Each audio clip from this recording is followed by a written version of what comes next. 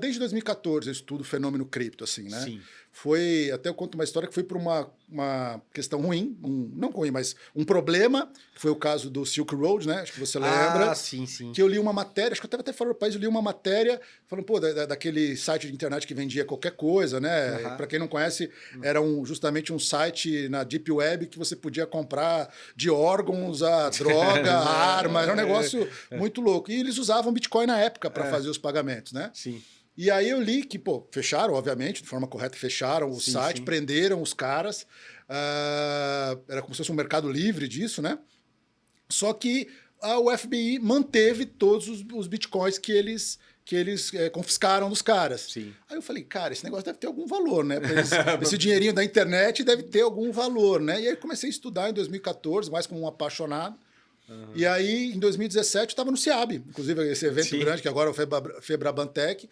E aí estava um cara que eu já conhecia, que era o Gabriel, que depois se tornou meu sócio na Spins. Sim. E ele tinha uma ideia, junto com mais 2 sócios que eu conheci depois, que eram amigos dele, da gente, pô, sim, a gente entendia que o fenômeno cripto era algo que ia revolucionar realmente a forma, o mercado, né? A forma das pessoas fazerem negócio, investirem e tudo mais. E aí a gente juntou todas as ideias de todo mundo, tudo começou lá atrás com, putz, vamos trabalhar numa solução de fazer remessa internacional, usar que já era algo, mas não existia stablecoin ainda muito. Bom, a gente chegou à conclusão que a forma da gente fazer era estruturar uma plataforma onde você pudesse distribuir estratégias de investimento. Aí tinha arbitragem, tinha um monte de estratégia lá. Então a gente criou do zero. Tentamos abrir a empresa aqui no Brasil. Ficamos 8 meses tentando abrir empresa aqui. A gente ia num lugar que fala, não, é o Banco Central que regula. Aí tinha lá, não é Banco Central, é CVM. Cara, aí chegou um monte e falou, não dá. Não dá, a insegurança jurídica é muito grande. E nessa época, tinham dois países que eram muito crypto-friendly, né? A Estônia né? E a Suíça. Naquele momento, a gente não tinha feito captação nenhuma ainda, colocando dinheiro próprio. A gente falou, vamos para a Estônia, pelo menos lá. Aí abrimos a empresa na Estônia e começamos a desenvolver a plataforma. Sim. Ficamos 1 ano desenvolvendo a plataforma e criando um modelo de negócio de fazer uma captação para a empresa. Aí fizemos uma captação via SAFT, explicando para quem SAFT é um sale uma venda, né? Um sale agreement for a future token, né? Ou seja, você está vendendo um token cripto que ainda não existia ainda, no qual a gente dava como colateral um pedaço da empresa, né? Sim. Mais quase como se fosse uma ação preferencial.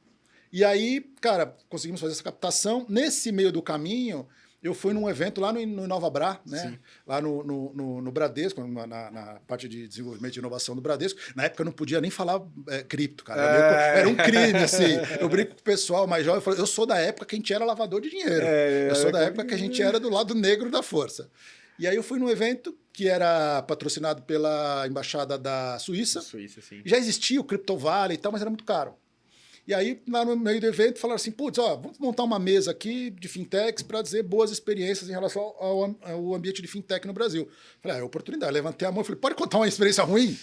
Aí o cara, tá bom, senta aí. Aí contei essa saga da gente tentar abrir a empresa no Brasil.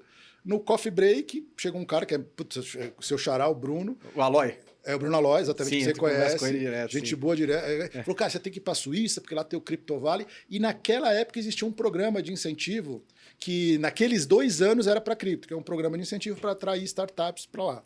A gente aplicou, né? Cara, totalmente despretensioso. Assim, falei, o que tem que fazer? Não, tem que responder esse formulário, mandar um plano de negócios. Tá? Falei, tá bom. Quanto tempo vai tomar? Algumas horas da minha vida, eu vou fazer, que de repente, né? Cara, a gente recebeu 4 propostas de incentivo na época. Eram os estados que faziam? Eram os cantões. Os cantões que faziam né? as propostas. Zug, tinha os caras... Isso, a gente recebeu Zurich, recebeu Obwalden, Lucerna e Zug. E para quem não sabe, Zug é onde tem o Crypto Valley, né? Uma cidadezinha de 40 mil habitantes, onde a última vez que eu vi tinham mais de 1.000 companhias de cripto incorporadas ali, né? Incorporadas ali. E aí, cara, eu cheguei para meus sócios e falei, cara, temos que ir para lá. Aí peguei o voo, eles eram meus sócios, mas eles trabalhavam em outras empresas, né? De tecnologia, do mercado financeiro e tudo mais. Então, basicamente, eu que tocava com o apoio deles, mas no dia a dia era eu que tocava como CEO. Fui para lá, visitei. Obwalden ainda é um cantão muito, muito pequeno, assim, não fazia muito sentido para a gente. Fui visitar os secretários de desenvolvimento econômico desses cantões. Ouvia as propostas, assim, pô, o pessoal mandava carro pegar na estação de trem, assim, pagar café da manhã. Falei, pô, alguma importância, acho que eu tenho. E aí a gente teve a oportunidade de aceitar a proposta de Zug. Financeiramente não era mais interessante, mas assim, cara, estar naquele ecossistema foi muito, muito importante pra gente. Muita coisa do que eu faço até hoje, Bruno, tem a ver com o network, com o aprendizado que eu tive lá. Aí montamos uma Spins, ficamos lá quase 4 anos com a Spins lá, acabamos o desenvolvimento da plataforma, começamos a captar os primeiros clientes. Era uma plataforma totalmente já tokenizada, todos os nossos, vou chamar de fundos, né? Sim. Na época nem tinha lei para isso, para aquele lá ainda. Toda a nossa plataforma era distribuição de fundos tokenizados, ou seja, o cliente comprava um token que representava a estratégia de investimento dele. A gente tinha de tudo, cara. Tinha arbitragem, tinha algumas estratégias de derivativos de cripto, e o produto que mais vendia era como se fosse um ETF. Olha só. Mas era distribuído só no mercado suíço na época? Não, na verdade, mundo inteiro. Mundo inteiro. A gente só não atendia cliente americano, por motivo que você pode imaginar. Sim. Mas a maioria dos nossos clientes eram brasileiros, né?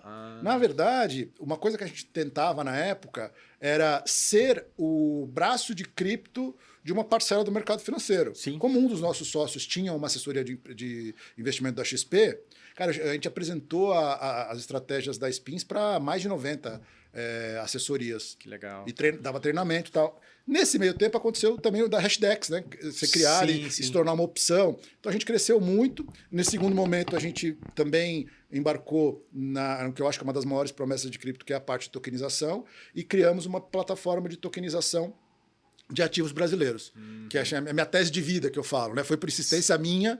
Eu acho que a gente é muito pouco acessado pelo mercado internacional, é difícil comprar ativo brasileiro, ainda mais ativo real, né? Fora de ativos financeiros. Uma outra coisa interessante que a gente foi falar com o regulador, né? Sim. Eu brinco que eu tenho um defeitinho de caráter, eu costumo não mentir, né? Eu costumo ser bastante direto. Eu falei, cara, não tem uma licença de cripto na Suíça ainda. Vamos buscar algo que faça sentido. Sim. A gente entrou em contato com o regulador, o Bruno ajudou a gente num evento, cara. Aqui no Brasil, estava a doutora Marlene Darmstadt, que era a diretora da FINMA, que é a CVM deles. E eu falei, Brunão, arruma um jeito de eu falar com essa mulher. Não, mas ela tá super corrida. Eu falei, cara, 5 minutos, 10 minutos. Aí deu um tempo lá, ele colocou numa mesinha com ela, falei, doutora Marlene, é o seguinte, eu quero fazer isso, tal preocupação, que o IC, AML. Ela olhou assim, suíço-alemão, né? Não há nenhuma lei que proíba. Você pode fazer. Eu só tomaria cuidado com isso, e tira uma licença de SRO, que é a primeira licença do ambiente suíço. Tira uma licença de SRO, ela não é específica para cripto, mas ela vai garantir que alguns processos de negócio que você tenha sejam auditados. Basicamente, que é o ICML, que é a grande preocupação era a grande preocupação naquele momento. Seguimos isso. Eu acho, não tenho certeza, mas acho que foi uma das primeiras empresas fundadas por brasileiro do Crypto Valley a tirar uma licença de SRO. Olha só. Isso foi muito legal. Cara, sangue, suor e lágrimas. Eu, advogado, e vamos fazer as coisas acontecer. Que legal. Eu lembro da galera, né? Tinha outras empresas na época que vocês foram para lá. Teve Interlock Ledger, teve o pessoal da... do Ricardo, né? O Transfero, teve... Enfim, foi uma turma que... 88 Insurtech. 88, foi... Rodrigo Ventura. O Rodrigo já teve aqui também, inclusive. Então, foi a Dynasty também, eu acho que também teve nessa época. Então, foi uma turma que... Conheci todo mundo. Que cansou de esperar aqui, foi lá bater a lata lá na Suíça, que era mais friendly, né? E no final, como é que... Aí veio a pandemia, e a gente tinha colocado muito investimento na plataforma de tokenização. Cara, eu lembro que era no finalzinho, dia 30 de outubro de 2019, a gente lançou a plataforma de tokenização num evento em Zurique. Botamos 40 entre banqueiros, family offices, bancos de investimento, gestoras, porque aquela tese, vender ativo brasileiro. A gente tem, dando um contexto, a gente está falando de 2019. Sim. Paulo Guedes, considerado na época o melhor ministro da Economia do mundo, Brasil numa ascendente econômica, todo mundo acreditando que as coisas iam melhorar muito, o Brasil era uma bola da vez, e a gente queria apresentar novos projetos que estavam fora do mercado para o investidor internacional através dessa estrutura que a gente tinha na Suíça. A gente levou um projeto de mogno africano, lá de Minas Gerais, do Bado Jequitinhonha. Eu lembro que eu vi algumas dessas teses, cara, na época. E a gente aí tinha um fundo de private equity, tinha a Dynasty. A Dynasty foi o primeiro token que a gente colocou na plataforma. Olha só. Do Edu e do Ricardo. Aí apresentamos lá, o Eduardo Cavendish foi fazer uma apresentação, um grande amigo, sobre o cenário brasileiro, né? E a oportunidade, justamente, por que investir no Brasil e tudo que a gente via naquela época. Cara, e aí veio a pandemia. E aí a gente sofreu bastante, assim, porque ninguém queria comprar Brasil, como você pode imaginar. Ninguém queria ver com cripto, o valor das criptos. A gente tinha uma reserva em Bitcoin, para você ter uma ideia. Olha. Porque isso é uma coisa interessante quando a gente fala do ecossistema. Eu acho que desde 2020 ou final de 2019, você já podia pagar imposto em Zug com cripto. Assim, fazer aporte de capital, já existia. Então, a gente tinha uma reserva. O banco que a gente operava lá, Bruno, eu tinha uma conta em franco suíço, obviamente, em outras moedas fiduciárias, em Bitcoin, em Ethereum e o USDC. Olha. Naquela época. Então, assim, os extratos Stellar, né? Então, assim, é um ecossistema muito, muito forte. E aí, voltando à história, cara, a gente sofreu muito, a gente não conseguiu captar mais, a coisa começou a apertar. Aí eu falei, precisamos tomar uma decisão, né? Sim. E aí a gente buscou um investidor que queria comprar a empresa pela estrutura de tecnologia, de tudo. Fechamos os fundos, pagamos todo mundo. Cara, isso é uma coisa assim, alguns conceitos que falam até hoje, a separação de contas. Sim. A gente tinha tudo separado. Vocês seguiram boas práticas que foram inventadas naquela época, baseado também muito no que a gente tem do mundo tradicional, que meio que resvalou, né, cara? Porque assim, é uma coisa igual o André Portillo lá do BTG, que é um grande amigo, ele fala muito. Todo mundo reclama no mundo cripto, reclama da regulação. Claro que podem existir exageros, pode existir alguns interesses, mas a regulação ela tem um motivo. Sim. Alguma coisa deu errado em algum momento para aquilo. A maioria das regulações nasce assim, né? Sim. Alguma coisa em qualquer indústria. E aí a gente seguia muita coisa da separação de conta, vários conceitos que hoje estão ainda em discussão legal, a gente já aplicava. Então, cara, a gente pagou todo mundo, deu tudo certo, fechamos a empresa, vendemos, eu ainda continuei um ano, porque os investidores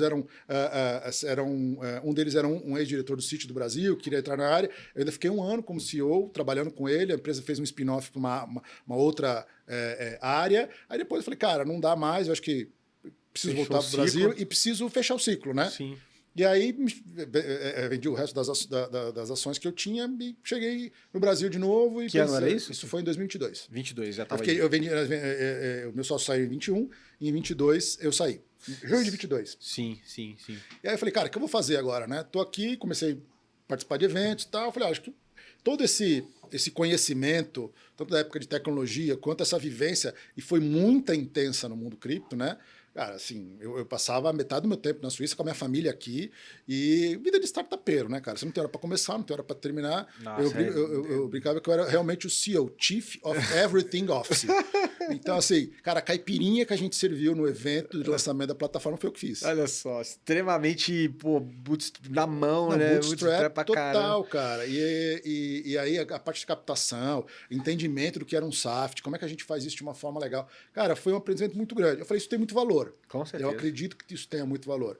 E aí eu falei, olha, eu já tinha uma empresa de tecnologia e serviços que estava meio parada, reativei a empresa e hoje dou consultoria nessa área, participo de M&As, acho assim, por incrível que pareça, né, a gente vive num mundo extremamente conectado em termos de tecnologia, mas o network é tão ou mais importante do que sempre foi. Então, muitas das coisas que eu faço hoje tem totalmente a ver com alguma credibilidade que eu ganhei no passado e com o network que eu fui criando nessas áreas. Então, a parte de tokenização. A gente trabalha muito dando consultoria de estruturação, de tokenização. E aí, desse projeto, porque muitas vezes o projeto não se encaixa na jurisdição brasileira por uma falta de uma base legal, e são projetos grandes. Aí eu comecei, então, vamos fazer uma análise de como a gente pode achar uma jurisdição onde esse projeto possa acontecer de forma legal. Tudo. Aí fui estudar uma série de jurisdições, isso me trouxe a indicação de, eu quero abrir uma empresa de outras áreas. Rodrigo, você me ajuda a achar uma jurisdição? Então, hoje, minha consultoria é basicamente 3 áreas. A tokenização, que é uma coisa que eu faço muito, está um pouco parado agora nesse momento por questões, a parte de análise jurisdicional e estruturação de empresas fora do Brasil, e também muito a parte de estruturação de canais de pagamento via ativos digitais. Essas são as 3 áreas que eu trabalho muito. É o que eu falo, a jornada nunca é em vão, né, cara? Você acha que tudo isso que você passou, além de você ter, como dito, sujado muito as mãos aí na atuação dentro da criptoeconomia, tudo isso que está surgindo, e esse é um mercado que a gente sabe que é irreversível e que está, né, de fato, transformando a economia como a gente vê, como via e como ela tá, para onde ela está indo agora.